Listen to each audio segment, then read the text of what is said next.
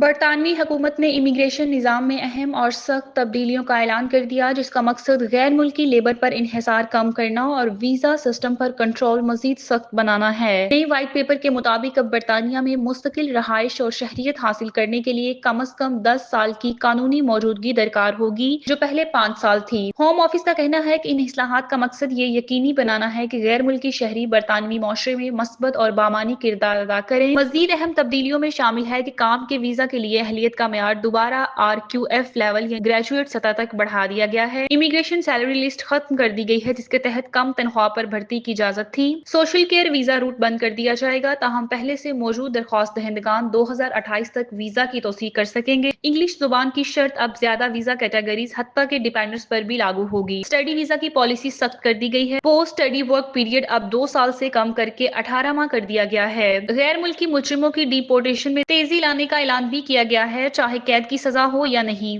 Home office کے مطابق یہ اقدامات ایک منصفانہ، قابو میں رہنے والا اور معاشی ترقی کو سہارا دینے والا امیگریشن نظام بنانے کے لیے کیے جا رہے ہیں، تاکہ عوامی سہولیات پر بوجھ کم ہو۔